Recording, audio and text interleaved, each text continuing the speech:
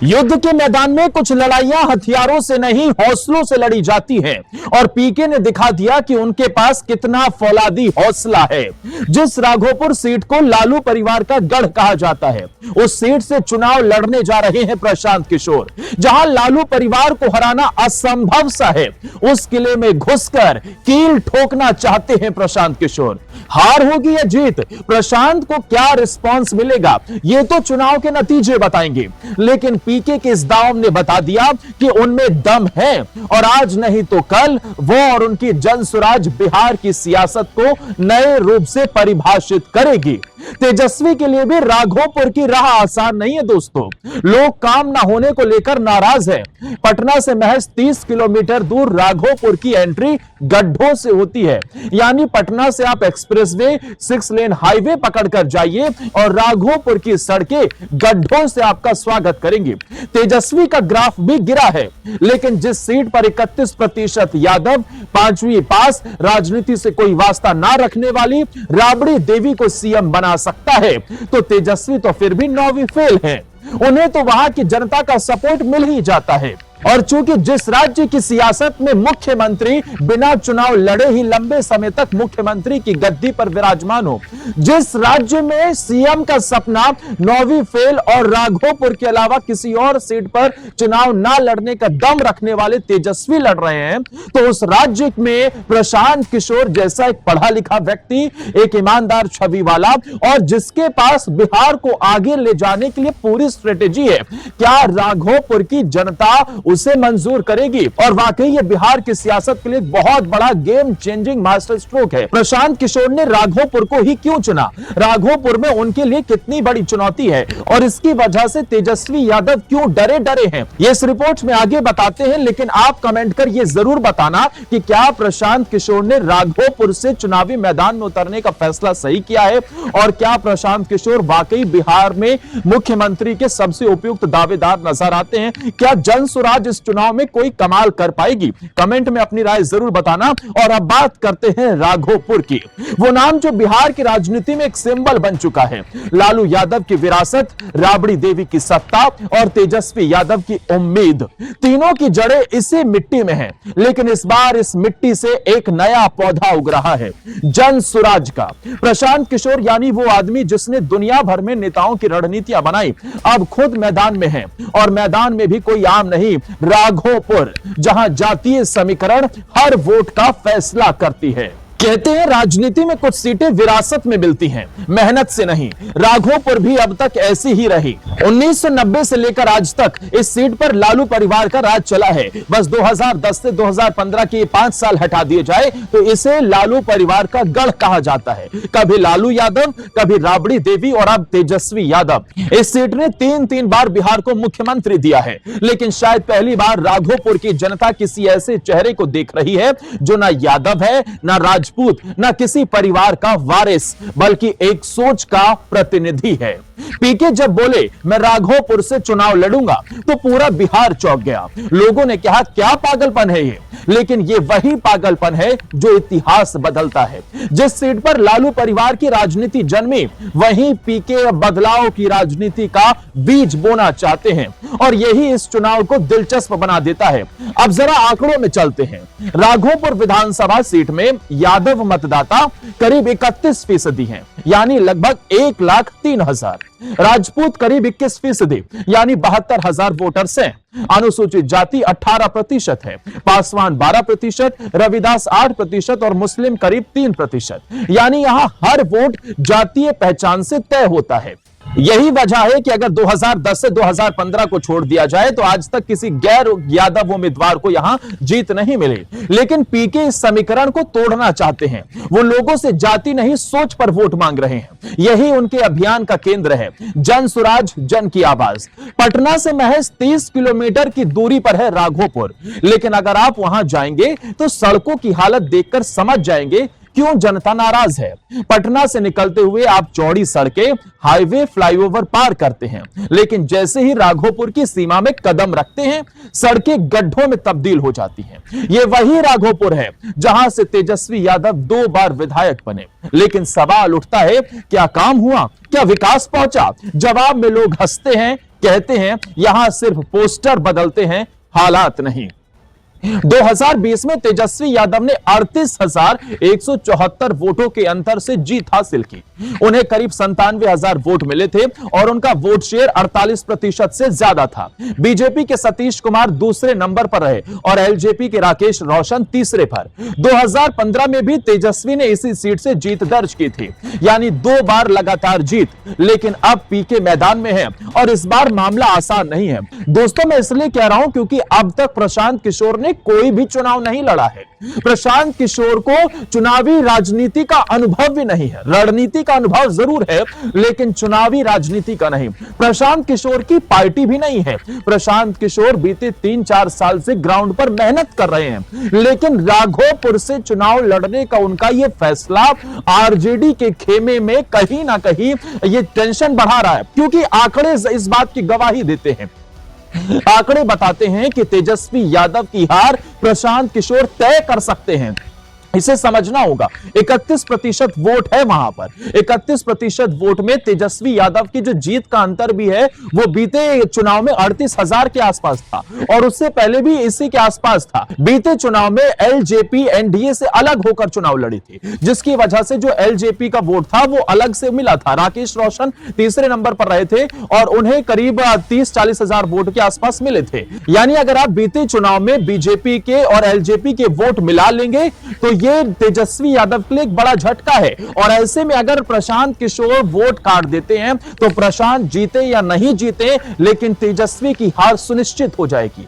अगर पिछली बार की बात की जाए तो 38,174 वोटों के अंतर से वो जीते थे। राकेश रोशन तीसरे नंबर पर रहे थे और बीजेपी के सतीश कुमार दूसरे नंबर पर। क्योंकि लोगों का गुस्सा है, विरासत में मिले सीट को जैसे राहुल गांधी अमेठी नहीं संभाल पाए थे, वैसे ही तेजस्वी यादव राघोपुर नहीं संभाल पा रहे। तेजस्वी का ग्राफ गिरा है। उनकी सरकार में जनता के मुद्दे गायब रहे। रोजगार, सड़क, शिक्षा, स्वास्थ्य, हर मोर्चे पर राघोपुर की जनता खुश नहीं है और पीके उसी असंतोष को राजनीतिक ताकत में बदलना चाहते हैं। वो किसी पार्टी को नहीं, किसी जाति के नहीं, बल्कि एक मिशन के प्रतीक बनना चाहते हैं। जन स्वराज उनके लिए संगठन नहीं, आंदोलन है। वो कहते हैं बिहार को चलाने का तरीका बदलना होगा, वरना पीढ़ियां ऐसे ही फंसी रहेंगी।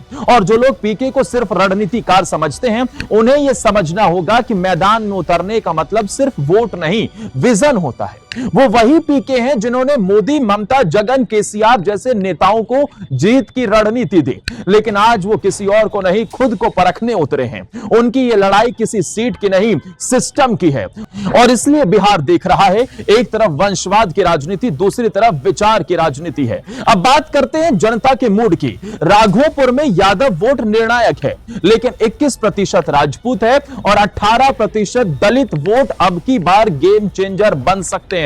खासकर पासवान और रविदास समाज, जिन्हें की नाराजगी साफ तौर पर दिखती है। उनका कहना है कि हमने सालों तक सिर्फ नाम पर वोट दिया, अब काम पर देंगे। अब जरा इसे समझिए, 31% अगर वहां यादव वोट बैंक है तो राघोपुर में राजपूत 21% हैं और 18% दलित हैं। यानी अगर राजपूत और दलितों का वोट मिल गया तो एक बहुत बड़ा खेल इस सीट पर होने वाला है।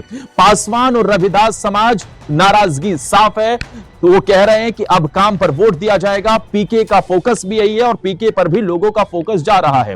हालांकि लोग ये कह रहे हैं कि अभी पीके की सियासत पर उन्हें इतना भरोसा नहीं है। हालांकि लोग ये कह रहे हैं कि पीके की सियासत पर अभी उन्हें इतना भरोसा नहीं है, लेकिन पीके जीते या ना जीते, तेजस्वी की नैया को जरूर डुबो देंगे। क्योंकि अगर पीके ने कुछ हद तक यादव वोट और पढ़ा लिखा वोट काटने में सफलता पाई और एलजेपी का वोट बीजेपी को मिलेगा ही, क्योंकि अब वो गठबंधन का हिस्सा है और बीजेपी के प्रत्याशी को जितनी पिछली बार वोट मिले थे, अगर उसके आसपास भी उन्हें वोट मिल गए तो समझिए तेजस्वी यादव का खेल खत्म हो जाएगा इस सीट पर।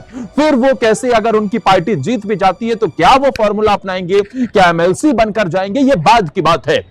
लेकिन तेजस्वी यादव की हार यह बता देगा कि लालू की वंशवाद की राजनीति का राघोपुर से खात्मा हो चुका है। लालू परिवार के लिए राघोपुर सिर्फ एक सीट नहीं है, इज्जत का सवाल है और इस इज्जत पर दाग तब लग जाएगा जब प्रशांत किशोर यहां से कुछ ना कुछ खेल कर देंगे। अगर तेजस्वी यहां हारते हैं तो यह सिर्फ हार नहीं होगी, वंशवाद की हार कहलाएगी और अगर पीके यहां जीत जाते हैं तो वो बिहार के इतिहास में वो नाम बन जाएंगे जिसने सबसे मजबूत किले में सेंध लगा दी। राघोपुर की गलियों में आज दो नारों की गूंज है, एक तरफ तेजस्वी यादव जिंदाबाद तो दूसरी तरफ बदलाव चाहिए पीके लाओ। 2024 के लोकसभा चुनाव ने भी यह संकेत दिया कि राघोपुर में हवा बदल रही है। यह हाजीपुर सीट के अंतर्गत आता है और यहां चिराग पासवान ने आरजेडी को 1,70,000 वोटों से हराया। इसलिए मैं कह रहा हूं कि यहां पर दलित और पासवान वोट भी बहुत बड़ा गेम चेंजिंग साबित होते हैं और क्योंकि 21% राजपूत है जो कसमकस बीजेपी को ही जाना है, जिसकी वजह से बीजेपी भी यहां मजबूत होती है और 2010 से 2015 के बीच में यहां बीजेपी कैंडिडेट ने जीत भी हासिल की थी। अगर दलित और राजपूत वोटर मिल गए तो आरजेडी और तेजस्वी के लिए बड़ा झटका है। पासवान, दलित और युवा वोट एक नई लहर देखते हैं। यही वोट बैंक पीके के लिए भी अवसर है क्योंकि पीके का नारा जनता को जोड़ो, जाति को नहीं, युवाओं के दिल को छूता है। बिहार का वो नौजवान जो अब सोशल मीडिया पर जागरूक है, जो हर नेता से सवाल पूछना चाहता है, वो पीके को सुन रहा है। तेजस्वी यादव के सामने चुनौती सिर्फ पीके नहीं है, चुनौती उनकी अपनी छवि भी है। 2 बार डिप्टी सीएम रहे लेकिन लोगों को याद है क्या बदला। राघोपुर की सड़कों से लेकर स्कूलों तक, बेरोजगारी से लेकर अस्पतालों तक, हर जगह ठहराव है। लोग कहते हैं जब लालू जी मुख्यमंत्री बने तो घर की राबड़ी देवी मुख्यमंत्री बन गई, लेकिन हम वहीं के वहीं रह गए। यही बात पीके अपने भाषणों में दोहराते हैं। 30 साल हो गए, राघोपुर वही ठहरा है, बस नाम बदलते रहे लेकिन चेहरा नहीं। लेकिन राजनीति में करिश्मा अक्सर डेटा से ज्यादा बोलता है। यादव वोट बैंक अब भी तेजस्वी का किला है, उनकी जड़ों में भावनाएं हैं, यादें हैं। लालू यादव की छवि आज भी कई गांवों में गरीबों के मसीहा के रूप में मौजूद है। यही कारण है कि पीके की राह कठिन है, लेकिन राजनीति में मुश्किल रास्ते ही इतिहास बनाते हैं। पीके वही रास्ता चुन रहे हैं। अगर बिहार के इतिहास को पलट कर देखें तो 1990 में लालू यादव ने इसी सीट से राजनीति की क्रांति की थी। 1995 में यही सीट उनकी ताकत बनी थी। फिर 2000 में जब सत्ता हाथ से फिसली तो राबड़ी देवी को इसी सीट से भेजा गया और 2015-2020 में तेजस्वी ने इसे संभाला। यानी 45 साल से इस सीट ने न सिर्फ एक ही परिवार को मौका दिया, लेकिन अब 2025 में यह इतिहास टूट सकता है। पीके की रणनीति साइलेंट है लेकिन गहरी है। वो प्रचार में नहीं, पहुंच में यकीन करते हैं। जब बाकी नेता रोड शो में कैमरे ढूंढ रहे हैं तो पीके गांव में चौपाल लगाकर लोगों में देख रहे हैं और लोगों से मुलाकात कर रहे हैं। वो कहते हैं बिहार बदल सकता है अगर बिहारी चाह ले तो। यही लाइन अब नारा बन गई है। खैर, राघोपुर की लड़ाई अब बेहद दिलचस्प हो गई है। प्रशांत किशोर के चुनावी मैदान में उतरने से यहां तेजस्वी यादव को अपना दूसरा रास्ता भी तलाशना पड़ रहा है। अब वो दूसरी सीट से विधानसभा चुनाव लड़ेंगे, जैसे अमेठी में शहजादे राहुल गांधी के साथ हुआ था। वो वायनाड से चुनाव लड़े थे और अमेठी में उन्हें हार का सामना करना पड़ा था। राजीव, इंदिरा, सोनिया, ये जो किला था वो ढह गया था और फिर वायनाड से वो सांसद बने। ऐसा इस बार होगा क्योंकि बिहार में एमएलसी का भी ऑप्शन है, तो तेजस्वी यादव के लिए एमएलसी वाला ऑप्शन भी सेफ होगा। लेकिन इस लड़ाई ने अब इस मुकाबले को बेहद दिलचस्प बना दिया और राघोपुर बिहार की सियासत की सबसे बड़ी सीट बन गई है। दोस्तों, क्या आप मानते हैं प्रशांत किशोर राघोपुर से चुनाव लड़कर कुछ कमाल कर पाएंगे? क्या वो इतिहास बना पाएंगे? तेजस्वी यादव या फिर से यहां से जीत हासिल कर पाएंगे? और इन सब की वजह से क्या बीजेपी को बहुत बड़ा फायदा हो सकता है? कमेंट में जरूर बताना। आप आदर्श तिवारी के साथ देख रहे थे बिहार के चुनाव पर हमारा खास विश्लेषण। पसंद आया हो तो प्लीज लाइक करना और हमें सब्सक्राइब कर लेना।